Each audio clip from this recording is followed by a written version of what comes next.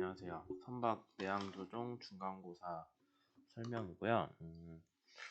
채점 결과랑 그 다음에 채점 기준표 같은 거는 다 사이버 캠퍼스에 업로드를 했습니다.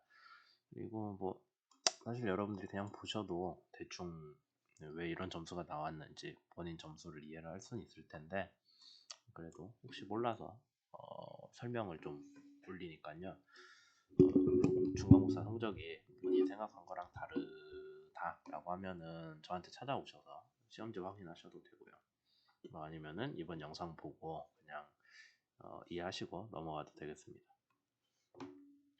우선 1번 문제부터 설명을 할게요. 1번 문제는 지그재그 시험에 대한 거고요. 첫 번째 내용은 지그재그 시험의 평가 기준을 쓰라고 한 건데, 기본적으로 지그재그 시험은 오버슈트랑 그 다음에 처음 선회할 때까지의 전진거리를 평가 기준으로 놓거든요. 그래서 얘가 얼마 이상 돼야 된다, 뭐 얼마 이하가 돼야 된다, 그런 건데, 뭐 여기에 대해서 수업 중에 제가 주로 얘기한 건 오버슈트이기 때문에 오버슈트에 대해서 상세히 썼으면은 점수를 다 드렸습니다. 근데 그냥 단순히 오버슈트라는 게 있다 라고만 쓰면은 2점 드렸고요. 평가 기준이기 때문에 상세하게 어떤 평가를 해야 된다라는 걸 써줬으면은 했어요. 뭐 예를 들자면 텐텐 지그재그에서 여기 그 L 오버 V로 해가지고 배가 빠를수록 아니면은 배가 길수록, 아니지, 배가 느릴수록 아니면 배가 길수록 얘가 커지겠죠. 이 값이 커지면은 오버슛 값이 허용치가 좀 증가합니다.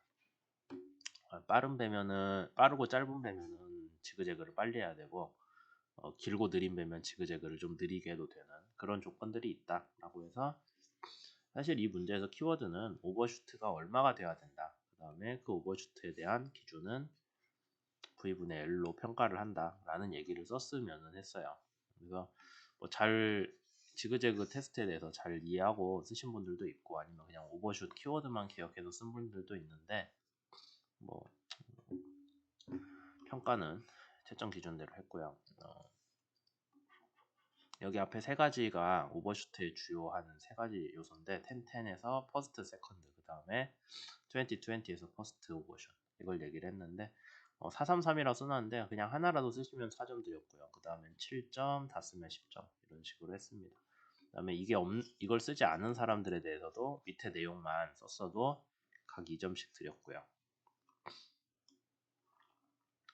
그 다음 문제에서 뭐를 설명하시오라고 써놓은 거는 여러분들이 그냥 결론만 커진다 작아진다가 아니라 뭐 어떤 이유로 어떻게 됐다라고 여러분들이 여러분들 의견을 썼으면은 점수를 최대한 주려고 했습니다.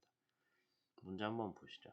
선박의 길이 폭 비율이 커지면, 그래서 선박이 길어지면은 직진 안정성이 좋아져요. 더 똑바로 가려고 하겠죠.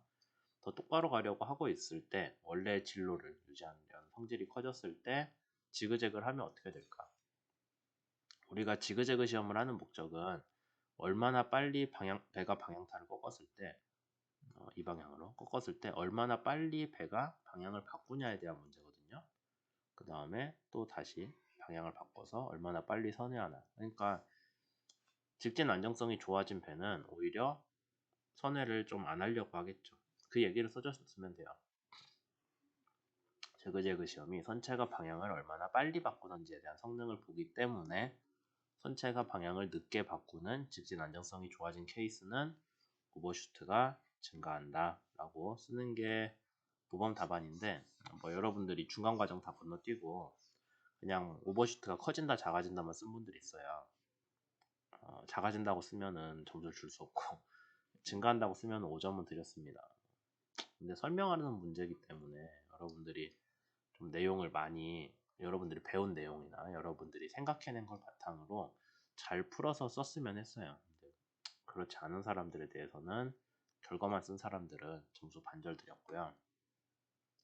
그 다음에 지그재그 시험 결과가 뭐 좋아진다 나빠진다 수준으로 쓴 사람들이 있거든요. 오버슈트 얘기도 아니고. 그런 경우에는 따로 채점하지 않았습니다. 그 다음에 이제 2번 문제인데, 2번 문제는 배점이 좀 컸죠. 근데 사실 전에 예시에서 나왔던 문제 거의 그대로이기 때문에 여러분들이 크게 어렵진 않았을 거예요. 지구 고정좌표계에서 물체 고정좌표계 변환할 때 오일랜글을 이용을 한다라고 했죠. 그래서 오일랜글을 가지고 뭐 쭉 풀어 쓰는 게 있었는데 실제 오일랜글 식은 되게 복잡합니다. 왜냐면은 3차원에서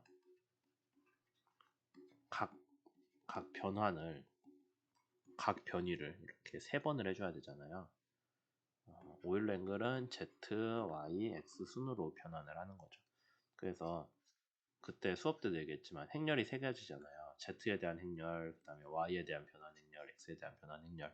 3개를 곱해갖고 나오는 3x3 매트릭스이기 때문에 상당히 생긴 게 복잡한데 뭐 우리 수업에서 굳이 저걸 외울 필요는 없어요. 근데 이거를 작은 각변이들만 주어진다고 했을 때 좀 간소화해서 표현할 수 있다고 했죠. 그 개념을 여러분들이 이해하고 있냐라는 문제인데 다들 잘 하셨더라고요.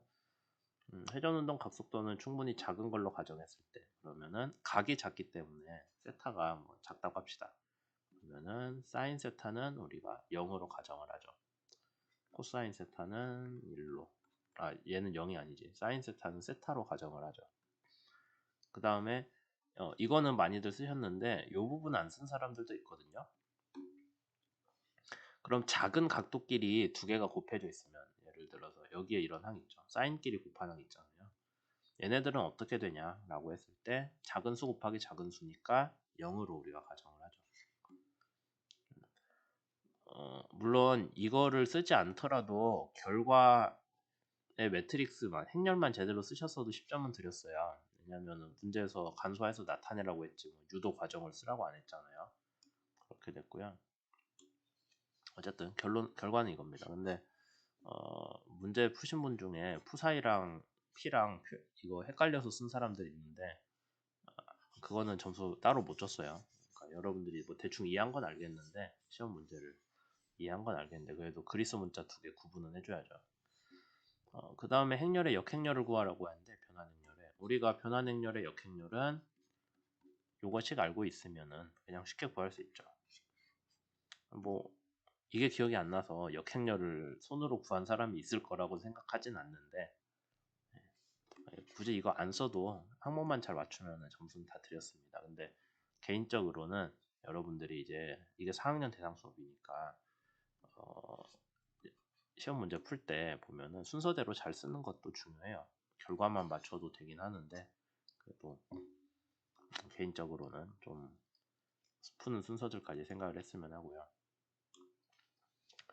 그 다음에 PQR과 오일러각 시간 변화율을 간소화해서 나타내라고 했는데 이것도 똑같아요. 뭐 사인은 사인 P가 있다고 하면은 얘는 P로 바꿀 수 있고 탄젠트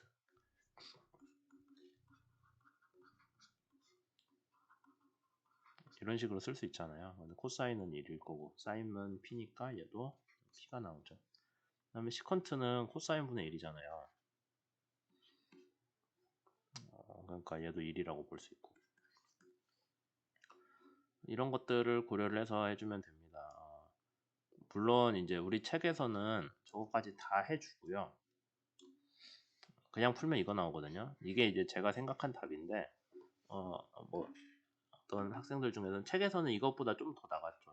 얘도 사실 0에 가깝다. 뭐 P도 사실 0에 가깝다라고 해가지고 그냥 단위행렬을 뽑아낸 것까지 우리 책에서 얘기를 해요. 책에서는 요거까지 얘기를 해가지고 어떻게 되죠? 오일랜글이랑 각변이랑 그냥 같다고 본다 라는 얘기 있죠. 책에서.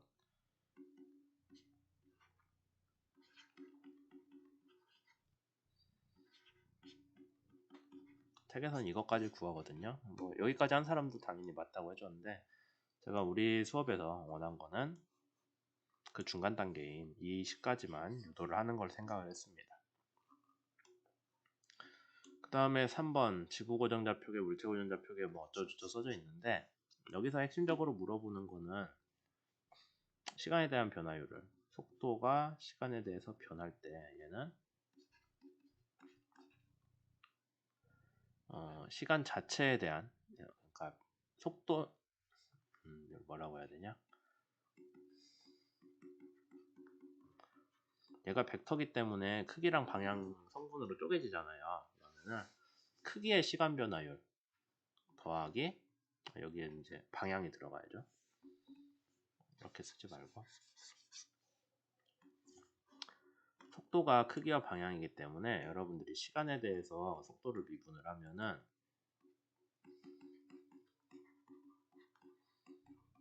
방향의 시간 변화율 그 다음에 크기의 시간 변화율 방향은 그대로 이게 나오는 거죠. 우리가 일반적으로 생각하는 가속도는 여기에 대한 항이 되는 거고요. 방향은 그대로고 시간에 따라 변하는 크기만 다루는 거고 물체 고정 좌표계에서는 좌표계의 방향도 바뀌기 때문에 시간에 따라서 방향이 변하는 것도 고려를 해줘야 된다라고 했죠. 그래서 그 항은 어떻게 구하냐? 물체 고정 좌표계가 회전하는 각속도에다가 물체 고정 좌표계 상에서의 물체 고정 좌표계 자체가 갖는 속도 그렇게 해주면은 얘가 시간에 따른 방향 변화율 그다음에 얘는 그냥 이런 식으로 쓰죠. 시간에 따른 속도 변화율. 그래서 원래 제가 생각한 답은 시간에 따른 속도 변화율은 다 전개를 해주시고 그 중에 앞에 3개는 우리가 물체 고정 좌표계상의 가속도 뒤에 3개는 물체 고정 좌표계상의 회전으로 인한 속도 성분. 근데 우린 지금 얘를 구하는 게 목표잖아요. 얘를 크로스 프로덕트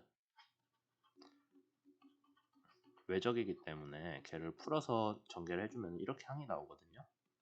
그 중에서 X축은 이거, Y축은 이거까지 다 써주는 거를 이제 완전한 답으로 생각하고 문제를 냈는데 우리가 그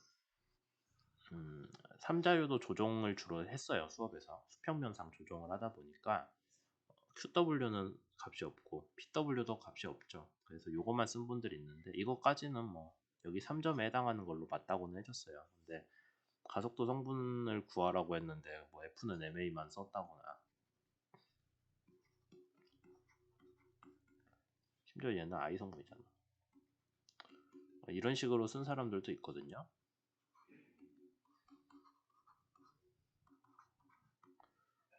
사실 문제에서 가속도 성분만 물어봤기 때문에 가속도 성분을 써주는 게 맞죠. 전체 운동 방정식이 아니라. 그래서 이런 경우에는 부분 점수로만 나갔습니다. 그리고 B번 문제는 뭐 맞춘 사람이 없었던 것 같은데 그냥 제가 비슷하게 식을 쓴 사람은 있었어요. 근데 제가 문제에서 원래 요구한 거는 이런 식으로 전개할 수 있냐죠.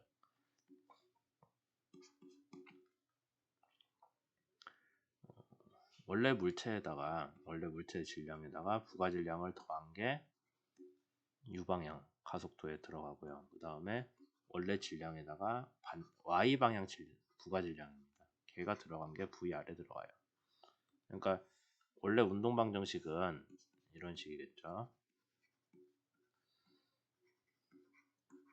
이런 식으로 쓰는데 거기에 요거에 대한 항이 부가 질량 항으로 새로 들어가는 거죠.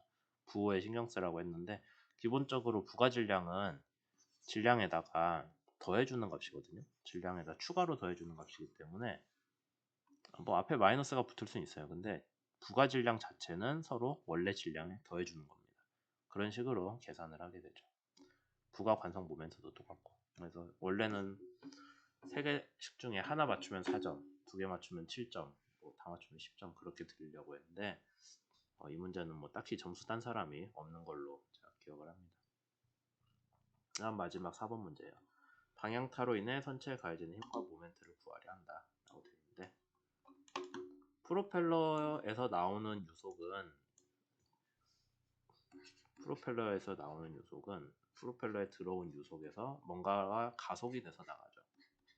들어오는 요속을 UP라고 여기 써져 있고 UP는 일반적으로 1 빼기 오메가 P U 이런 식으로 쓰겠죠. 나가는 요속은 어떤 과정을 거쳤냐? 프로펠러에서 가속이 돼서 나갔죠. 그 가속은 추력의 반작용이잖아요. 그 다음에 가속돼서 나간 유동인 뒤에 러더가 놓이고요. 방향타. 그러니까 왜 방향타에 들어오는 유속에 대한 식이 여기에 KT가 들어가냐라고 하면은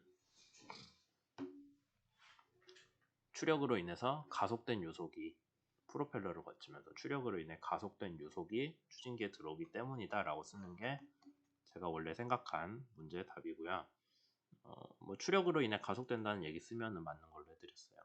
다음에 여기 두 번째 문제가 조금 사람마다 갈렸는데, 설계 속도보다 낮은 조건으로 항주할 때 UR이 어떻게 되냐라고 했는데, 이게 보면은 JP제곱으로 나눴잖아요. KT를. 그러면은 출력을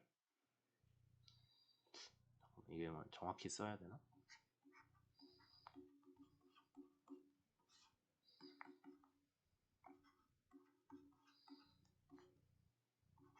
이런 식으로 돼 있는 거거든요. 여기 있는 이 항 자체가.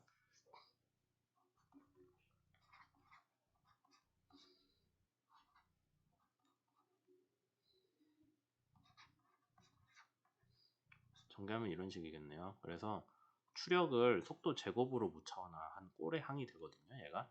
그럼 속도가 느려지면은 추력도 저항도 줄잖아요. 그래서 추력도 줄어요. 근데 이게 거의 이거 속도 제곱에 비례하거든요. 그래서 원래는 이게 여기 안에 자체는 거의 안 변해요.